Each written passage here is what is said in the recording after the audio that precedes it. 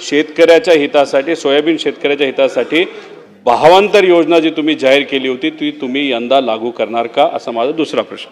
पणन मंत्र्यांनी भावांतरच्या मुद्द्यावरती सोयीस्कर पद्धतीनं पुन्हा एकदा मौन बाळगलं आणि खरेदी केंद्र हे पुढच्या हंगामात ज्यावेळेस खरेदी सुरू होईल त्यावेळेस सुरू करू आणि त्यावेळेस त्याची संख्याही वाढू, गरज पडली तर, अशा प्रकारचं उत्तर देऊन वेळ मारून नेली. परंतु भावांतरच्या मुद्द्याला मात्र पुन्हा एकदा बगल दिली. काही साधारणतः 250 खरेदी केंद्र त्याच्यामध्ये निश्चित झाले, परंतु आपल्या राज्याच्या हिताच्या दृष्टिकोनातनं ते वाढवत आपण 562 खरेदी केंद्र हे आपण निर्माण केले होते आणि त्या माध्यमातनं आत्तापर्यंतची देशामधली सर्वात जास्ती खरेदी ही महाराष्ट्राच्या माध्यमातनं 11,21,000 समथिंग क्विंटल करण्यात आली. जवळपास ती 51,1657 शेतकऱ्यांच्या माध्यमातनं ही सोयाबीन खरेदी झाली.